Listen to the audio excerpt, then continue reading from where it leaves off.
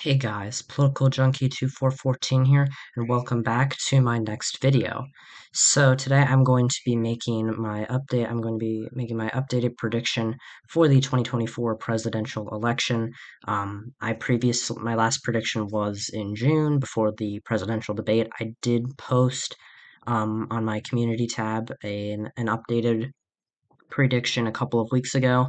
It has changed. My prediction has changed since then, and seeing as Joe Biden has now tested positive for COVID and the calls for him to step down from the race have grown, even have reached a fever pitch, basically. Um, this may be the last opportunity to make a Biden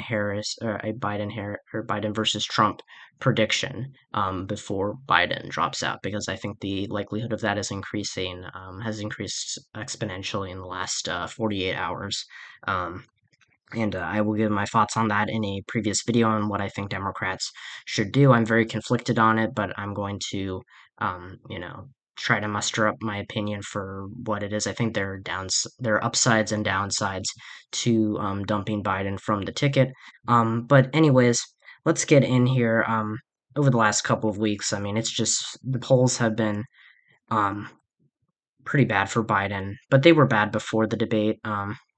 If you look back to June 27th, the day of the debate, Trump was up by a point and a half. He has increased his lead to 3 points, but it's been staggering. It hasn't been a major increase, but internal polling has shown Biden losing. His approval rating has gotten, I don't know if it's gotten worse, but it's been, you know, pretty bad for the last couple of months. I mean, he hasn't been up in an approval poll for years.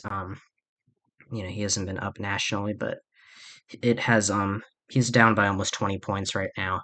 This is worse than where Trump was at this point back in 2020. So needless to say, I think Biden is in some serious trouble.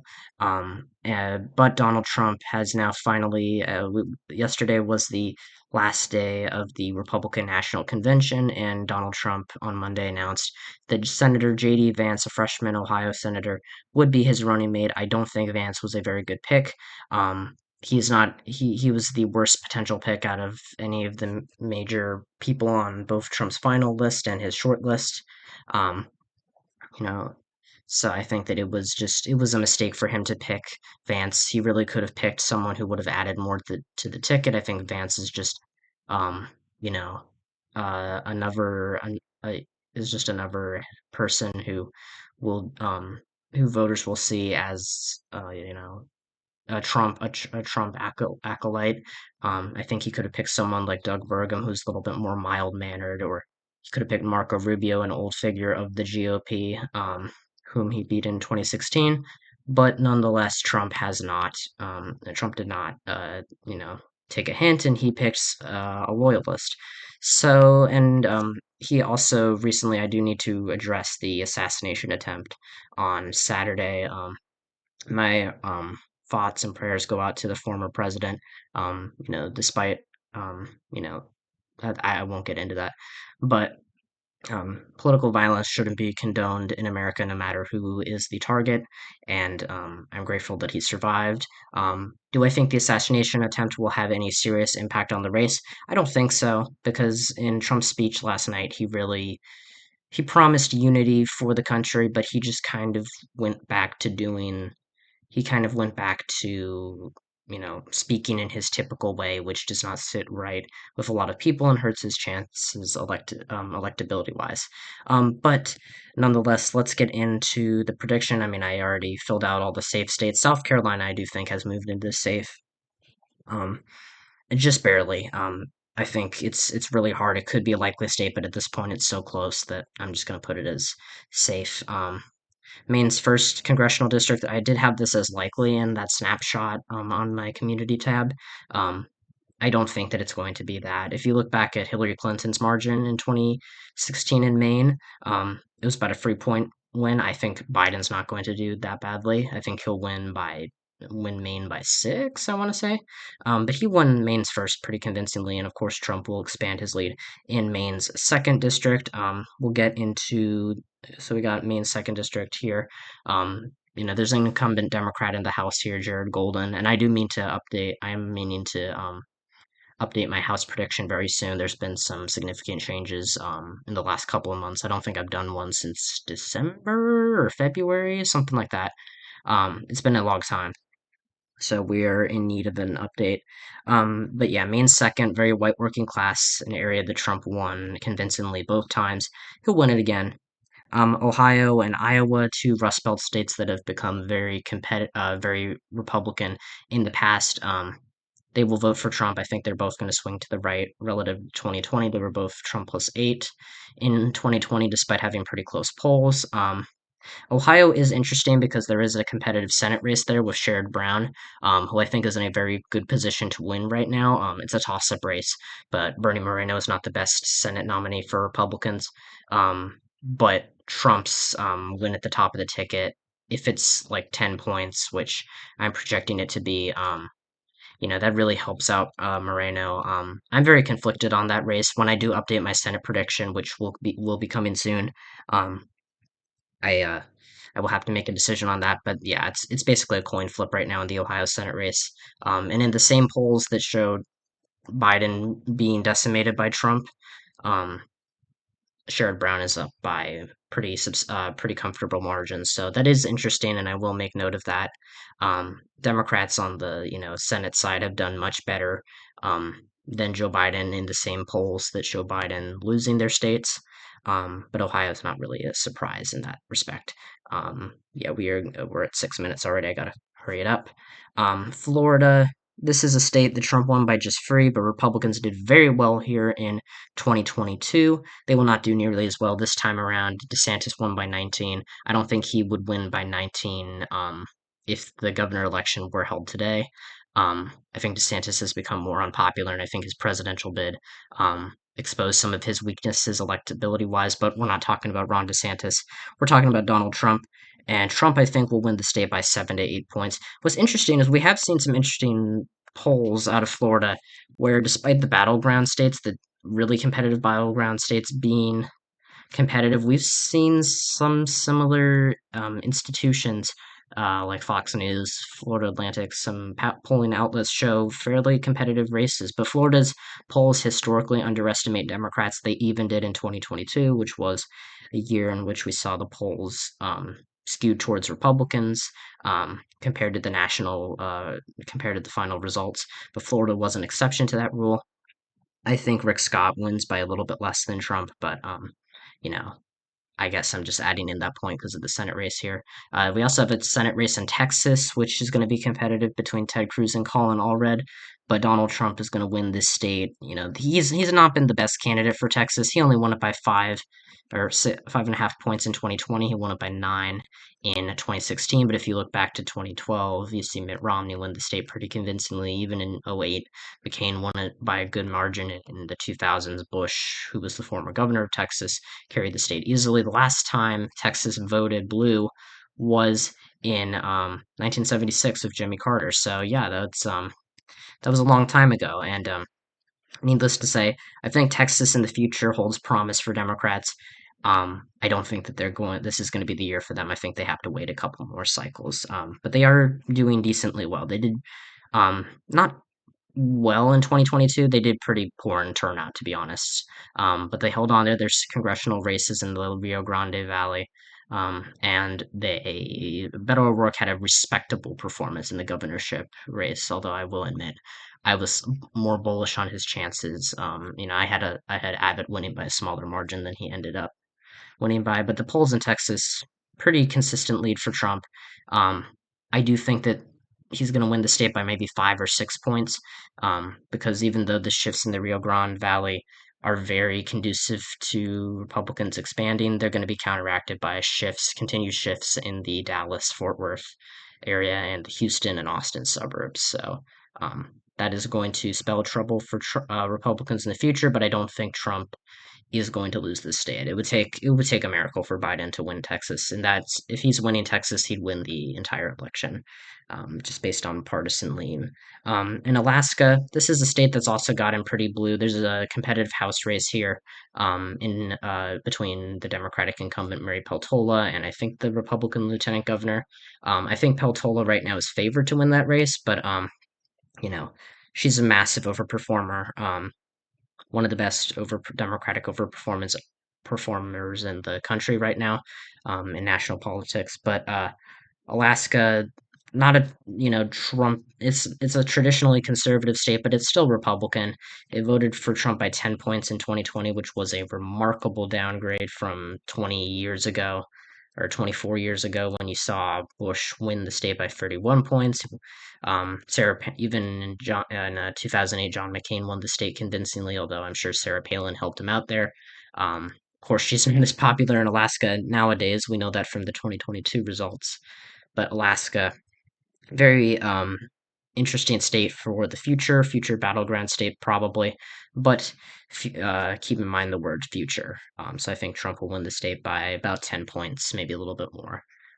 But I also could see Biden, if he really overperforms the polls here, he could do pretty well. He could do pretty well in Alaska. He could get it down to single digits. He would not win it though. Oregon, Colorado, New Mexico, bunch of likely states here, New Jersey. These are the usual suspects. Colorado I had in safe for had as a safe state for Biden. It's just under that mark. It's so close. But I think Democrats are going to continue to do well in Colorado. They're going to do well in some of the House races this year. I think they're going to hold on to some of their competitive seats. But I think Trump is a uniquely bad candidate for Colorado. But there's also just been a lot of growth since 2012, which was the last. I mean, it's 2016. Colorado was still very competitive. It was actually closer, but there's been a lot of migration into the Denver area, which has turned the state bluer. Um, and a lot of the people coming in are obviously more Democratic leaning. So that's good for Biden. And in New Mexico, there's been a lot of hype about Trump putting this state in play. It's been kind of mentioned by some of the pundits with Minnesota, Virginia, New Hampshire as blue-leaning states that are not safe, but are typically, they were really strong for Biden in 2020, and now they seem to be getting a little bit closer. We'll talk about those three in just a minute, but New Mexico, I don't really buy the notion that it's going to be very competitive. 2 years ago, Republicans were they were hyping up Mark Ronchetti in the governor's race against Michelle Lujan Grisham, who's actually an unpopular candidate. I mean, she's had a good number of scandals. Um, and she had a relatively close race, but she still won by 6 points, and that was a larger margin than most people expected. I expected her to win this race, but I think I said by like 5. I had it as a lean D race, so she slightly did better than my expectations. Um, but still, I think Democrats have a Senate race here. I think Martin Heinrich will be just fine. He'll overperform Biden, but Senate Democrats, by and large, are going to do better than Biden. But New Mexico is a blue state. I think Biden, worst case scenario, wins it by 6. I think, realistically speaking, unless there's a serious drop in turnout, like a nightmare scenario. But I don't think that's going to happen. I think right now he wins it by like 7, I want to say. So still a decrease. I think Trump will do better with Hispanics this time around, although, again, incumbent presidents do tend to do better with Hispanics in their second run than in their first. So keep in mind of that. Biden's still doing well with the Hispanic community. Oh, and Maine at large. I said earlier that I thought Biden would win Maine by around 6, 7. I think that's a pretty reasonable margin. I think overall this state shifts a little to the right from 2020, but yeah, I thought it was a little ridiculous when I re-examined the map to have Maine at large and Maine's first congressional district is likely blue together, because if you look at how close Hillary Clinton was to winning, Maine won by a safe margin. Um, that would have been a little ridiculous to keep it in that likely range without moving this down to lean, and I don't think Maine is that competitive unless Trump really racks it up, builds up a really big lead in the second district, and he'll have a big lead, but I don't think he's going to have a big enough one to make Maine competitive. I think there's some states in 2016 where Trump is just not, he's not, he might be doing well nationally right now, but I don't think that he can reach the entirety of his, um, I'm sorry, I'm trying to think. I don't think he can reach some of his 2016 numbers in some key states. And we'll talk about that next with some of these other states. So, with the likely states here, we have Joe Biden, Kamala Harris at 198 electoral votes, Donald Trump and JD Vance at 219. We have 1, 2, 3, 4, 5, 6, 7, 8, 9, 10 remaining states left that will be decided under 5%. And we're going to start with New Hampshire, which I'm going to give to Biden by a lean margin. This was a very close state back in 2016. One of the few states where polling wasn't really off. Trump surged in the last week of the campaign in this race, and Clinton won it narrowly. And it was, Trump has since made some comments about New Hampshire, calling it a drug-infested den, which have not sat right with the voters there who are typically socially liberal but fiscally conservative. Biden's a good fit for them. I do think New Hampshire isn't going to do. I don't think Biden's not going to do amazing there, but I would be surprised if Trump won it. Remember, a lean characterization means it is within reach. Per se, it is definitely within reach for Trump, but Biden has a pretty clear lead right now.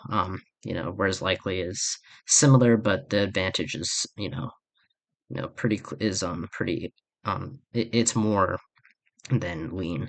I don't know why I'm explaining these things to you guys. You know the drill. Um, but New Hampshire, I'd give it to Biden by 4 points. If you look at the polling here from New Hampshire, it's a good. Uh, it's been better for Biden than in some other states. He's leading by 3 points. One of the only battleground states where he's winning, but again, it's still a state that should be more in his column. Now, if you applied the 2022 polling error to this state, which I have for a lot of these battleground states in the presidential polls, if you apply the 2022 polling errors from the Senate race in New Hampshire, Biden's up by I want to say 9 points. So keep that in caution. I think a lot of people are forgetting the whole polling error issues with from 2022.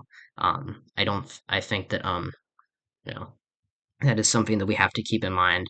I think some of these polls are inflating Trump's leads in some states, but let's continue onward. Virginia, I am moving down to lean. I do think it was likely in the community post prediction. I am very, very. I do not think that Trump is going to win Virginia. In fact, I remember all of the hype last year about Republicans holding on to their, um, you know, majorities in the in the General Assembly, and they lost it. They lost both chambers. I don't think that Trump is a Glenn Youngkin type. I mean, Trump is not a Glenn Youngkin type of Republican, even though he has Youngkin's endorsement. He's still not popular in a lot of the Nova suburbs, and he's just not popular in Hampton Roads, the Richmond suburbs, a lot of the swingy areas around around the state. And I think Biden is still a very appealing candidate to Virginia. Clinton won the state by 5 points in 2016. That was with Tim Kaine at the as her VP pick, which I do think helped her in this state. But Virginia's just been moving left recently. Yes, Terry McAuliffe lost the governorship, but a governorship is different from a nationalized race. And I think Biden and Harris are going to win this state. I'm pretty confident, by just under 5 points. The polls here are concerning because they do show Tim Kaine winning decisively in the Senate race, which again echoes the down ballot. Biden's problems at the top of the ticket are not affecting Democrats down ballot, at least not yet. But Tim Kaine, I think, Tim Kaine was always going to overperform Biden by a noticeable amount, but at the same time, I am hard pressed to find Biden losing Virginia just because Trump is not the kind of Republican who appeals to Virginia. Nikki Haley would have been, um, you know, Marco Rubio could have been. Glenn Youngkin certainly was. Donald Trump is not. That doesn't mean Biden's lack of enthusiasm among Democrats is definitely hurting Biden here, but I don't think that it's enough to give the state to Trump. You have to remember he lost it by 10 points in 2020. This is not a state that's gone Republican since 2004. Um, I don't buy the hype in Virginia. We'll wait and see, but I'm not buying the hype right now. Nebraska's second congressional district. I am pretty bullish on Biden here. I think it could stay likely. Um, it's a very suburban, traditionally Republican area. It's been left trending in recent years. It has a Republican incumbent in Congress, Don Bacon, who has a very close reelection. He's in a very close reelection race. One of which, that's going to be a race that decides control of the House. That helps decide control of the House. Nebraska too is going to be critical for Biden to win, especially if he wins through these four Rust Belt states: Minnesota, Pennsylvania, Wisconsin, Michigan, which has been stated as the easiest path for Biden to win by the campaign. And Nebraska too would, let's just say Biden wins all four of these states. Biden gets completely over 270, but if you take away Nebraska's second district, that gives him only 269, which would mean if Trump wins the remainder of these states, it would be, it would be a tie. And let's say he wins Nebraska second, and the election will go to the House, and the majority party in each congressional delegation would get a vote, which would mean that Republicans would win the presidency and Trump would win it, just based on the math right now. So Nebraska too, very important in that Rust Belt case scenario.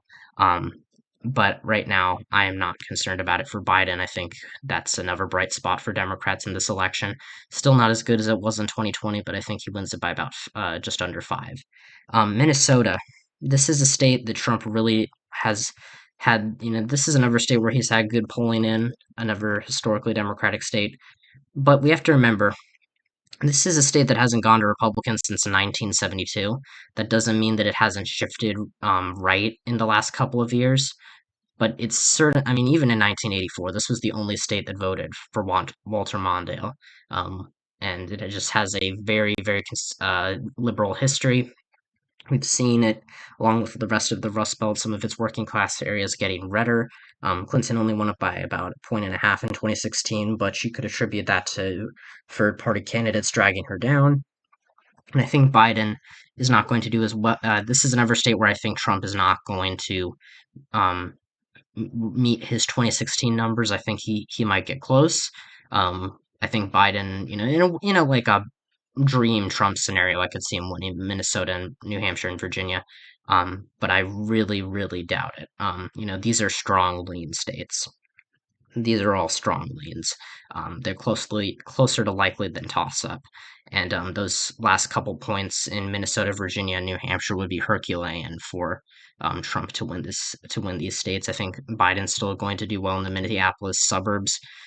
He might struggle with turnout in Minneapolis itself, and he'll do worse in some of the working class areas. But it would take a lot for Republicans to win Minnesota. They've been hyping it up for years now, and I'm still not convinced. So we'll go to North Carolina next. I think that this is this is the clearest lean state on the map right now, at least of these remaining states here. I think Trump wins it by about 3.5 to 4.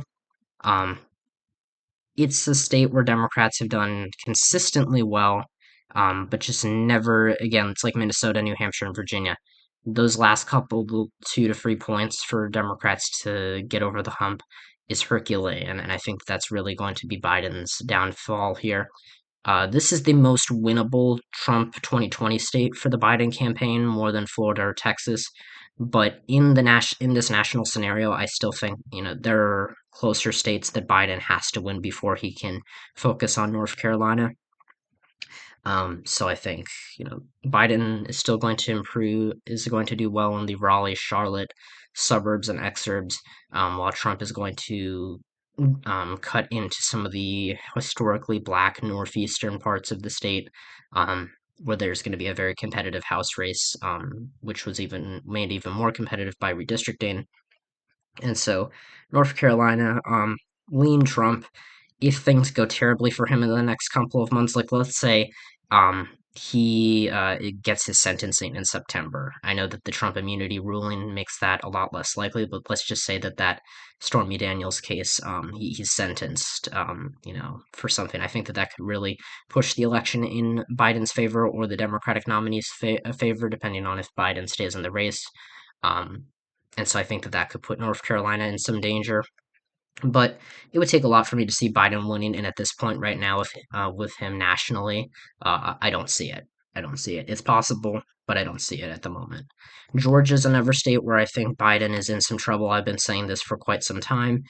Uh, I think Biden is a pretty good candidate for the black vote. I think the Biden Harris ticket is uniquely strong for that. I mean, aside from the Obama Biden ticket, but I think Kamala Harris certainly helped Biden out in Georgia last time. There are a lot of traditionally conservative voters here too who are not big fans of Trump. The polling in Georgia has actually gotten a little bit better for Democrats. This has been one of the states where you haven't seen a strong shift or semi-strong shift towards Trump. It's kind of just stayed stagnant. I mean, that is the case in some of these other states, but if you look at states like Pennsylvania, Wisconsin, and Michigan, the polling has gotten worse for Biden in the last 3 weeks. Georgia's kind of stayed, has marginally gotten maybe a little bit better for Trump, maybe a little bit worse. But it's hard to say. I think um, Georgia's still a state that Biden can win. I think a lot of people have written it off already, that Trump's going to win it. He has a lot of problems here. This is a similar state to Arizona. I think it's a little bit redder, and I think it's in his favor right now.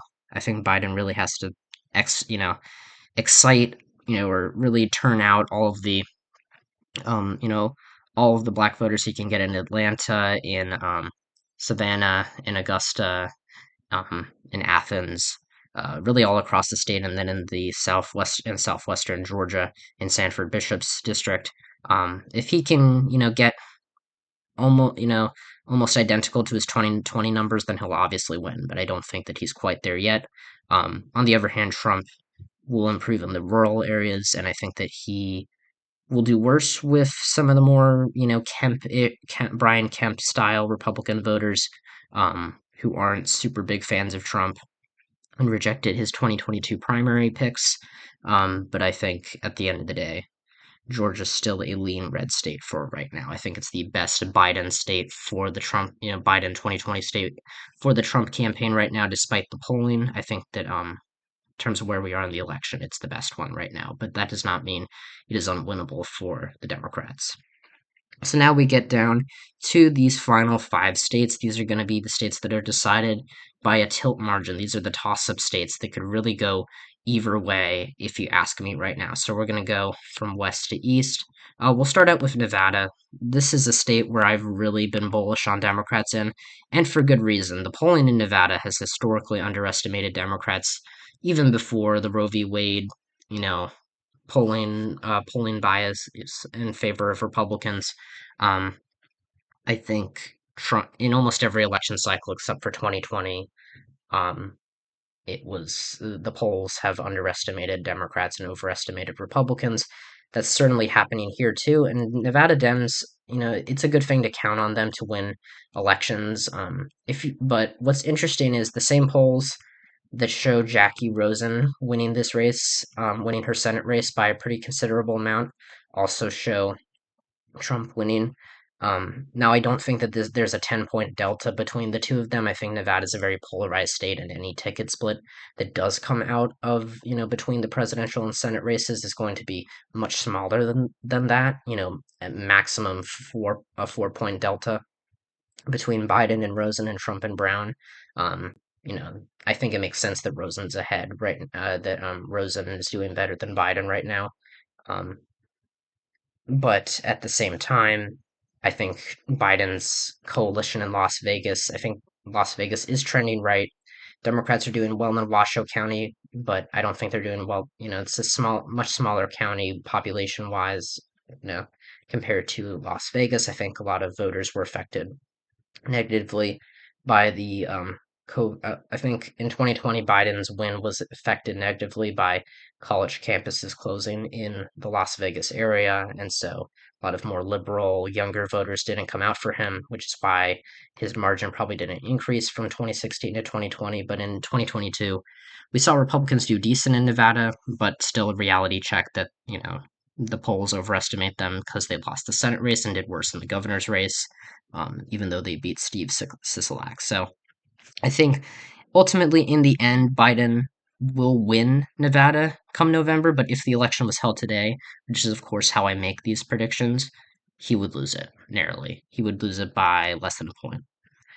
Arizona, this is a state that has, the Trump is just an abysmal candidate for. The MAGA type of Republicans have really just not resonated with these voters in Arizona and in the Phoenix suburbs.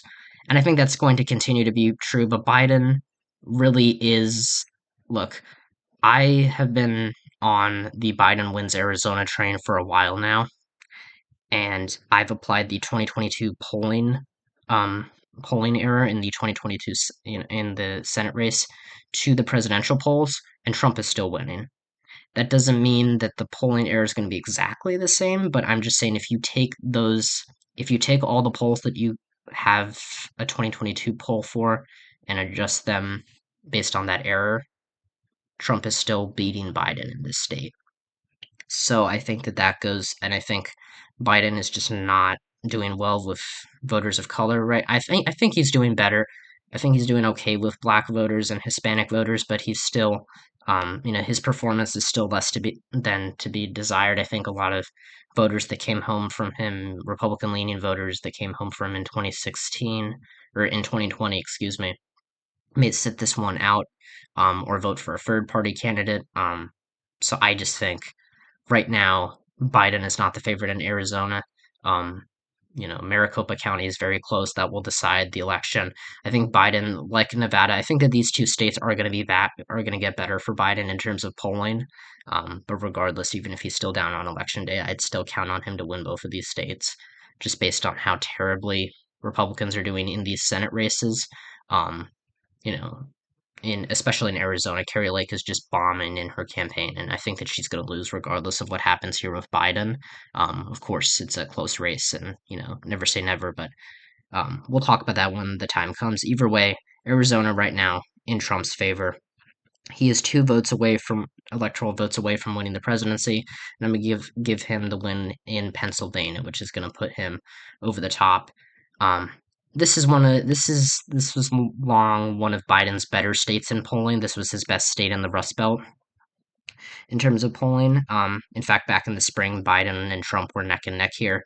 But since the debate, Trump has just pulled ahead of Biden. And again, some of that may be an artificial polling boost, like what we saw in 2022 in October, in which Republicans took back the lead and started to lead in races that they ultimately ended up losing and were previously expected to lose before that bump in the polling. But I think, again, if you look at Biden, turning out black voters in Philadelphia, I think he's doing better with black voters than these polls are giving him credit for. Um, obviously, like Republicans are not going to win a quarter of the black vote in some of these states. Like that's just ridiculous. They might win 10% or 12%, but a quarter, that's crazy. Um, but I think he's just not doing well enough in the working class areas. I think he'll improve in Pittsburgh. I don't think he's going to do well enough in the Lehigh Valley to make up for his losses in Philadelphia. His lack of turnout and his Trump's continued shifts in some of the rural areas. I don't think Biden's going to do particularly well in Scranton.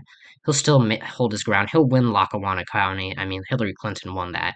Um, and I think Biden will do okay in Harrisburg and maybe do a little bit better in the Philly suburbs. But overall, I think Trump just barely ekes it out. So Trump's already won the election here, and JD Vance has won the vice presidential election. I mean, there's really no vice presidential election if we're being saying proper using proper terms. So we got Wisconsin and Michigan left. So I'm going to split these two states. I'm going to give Biden Michigan and Wisconsin and Trump Wisconsin.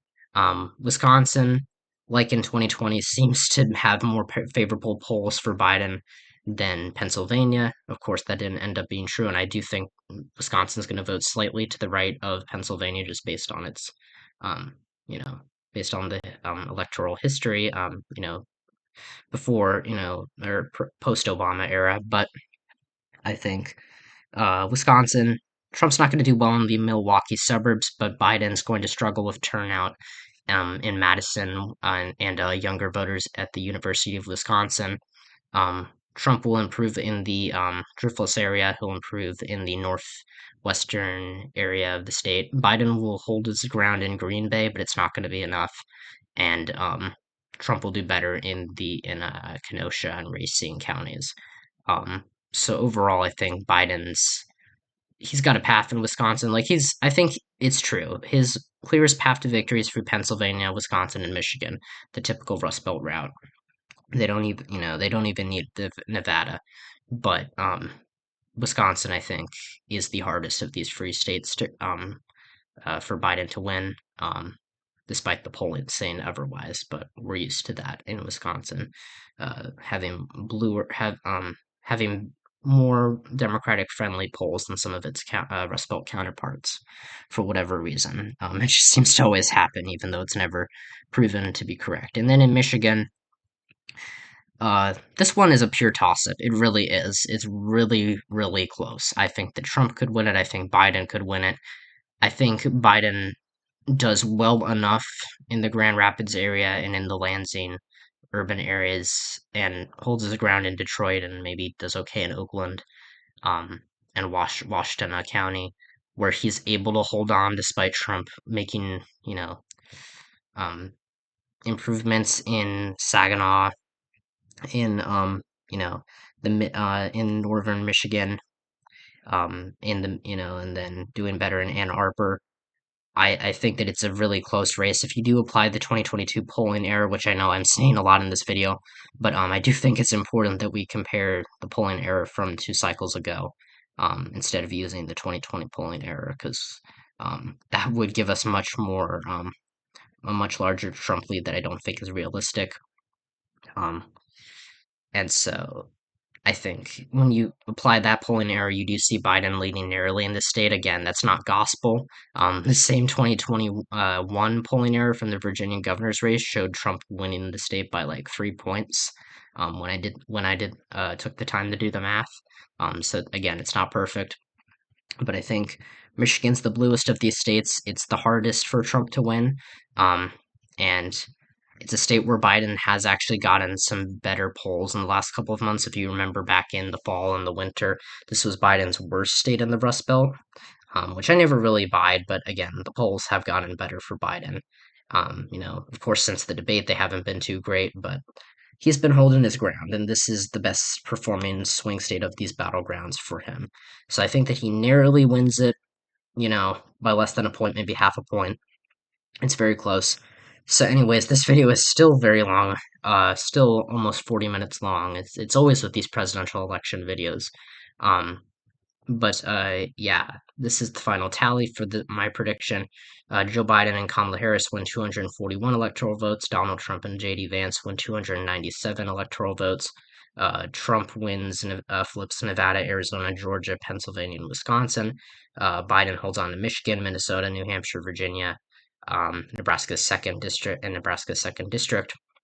Overall, not a blowout for Trump, and I don't think that people should be counting Biden out just yet, but he is certainly not. He's certainly in the worst position in for his campaign in months, and we could be just days, mere or even hours away from him ending it, and Democrats putting up someone like Kamala Harris, who I think would be the most electable choice for Democrats should Joe Biden step down. What I will say is in the conversation of replacing Biden, a lot of these same polls that are showing him losing are not giving are not showing up for Democrats doing much better. Kamala Harris in some polls is starting to show some more strength than Biden. There was a CNN poll at the beginning of this month that showed her losing to Trump by 2, while Biden was losing by 6 nationally. Um, But again, there's conflicting data, and so I think Democrats have to take a hard look at this and not just go off of vibes. Because if they force Biden out like they did in 2016, again, they may not be making Hillary Clinton the nominee again. If they did, that would just be foolhardy.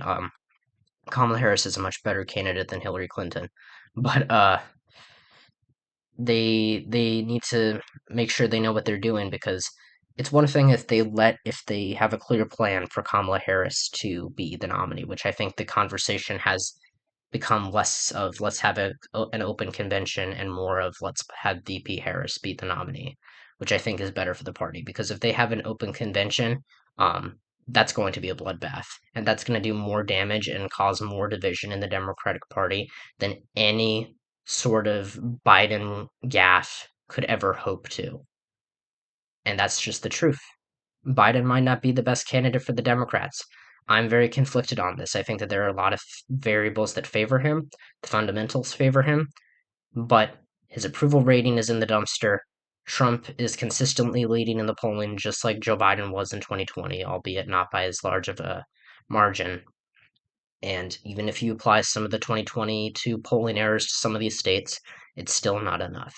That could change. This election is still tight if you look at the margins in some of these states. If my prediction is to be correct, which again I'm humble about, I understand that I'm going to be wrong about some things in this election, but that's just how things are.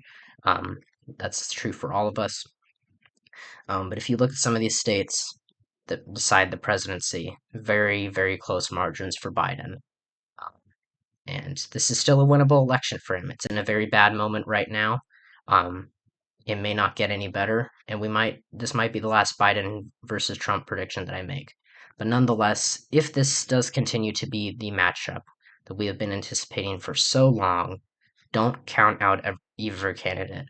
Hillary Clinton counted out Donald Trump in 2016, and look at how that turned out. Uh, a lot of Democrats and Republicans almost counted out Donald Trump in 2020, and while he didn't lose by nearly as much as people as polls were expecting. And then Democrats were counted out in 2022, and they overperformed in a historic midterm election. So don't count out either candidate. Biden's gaffes are not helping him, but did not make a good VP choice. He did not make a good unifying speech. He still has baggage. So Biden still can win this race. He's not winning it right now, though, and I want to make that clear. And so, for the first time in a long time, I would have Trump favored to win the presidency. So, thank you all so much for watching this very long video. Um, if you like the video, hit the thumbs up, subscribe to the channel if you haven't already. Check out my other channel, Interactor127, which is less political based. It's more of a reaction channel. Um, but yeah, if you want to see some of my other content on this channel, check out my 2024 Senate election prediction videos, my analysis videos for some of the 2024 Republican primary races. You know, although those were quite a few months ago. But yeah, there's a lot. I have a playlist that's like a guide to the 2024 elections, and I'll probably put that up on the screen. And yeah, I really appreciate your all's support. And yeah, thank you so much. If you like, and make sure to share this video with someone who you think would enjoy it. Um, and yeah, I think that's all I gotta say. Let me know what you think about this race in the comments down below. Do you think I'm being too bullish on Biden, or do you think I'm being too bullish on Trump? I'm really interested to hear all of your thoughts. And yeah, uh, to sound like a broken record, thank you so much for watching, and I'll see you guys next time when I talk about all things politics. See ya.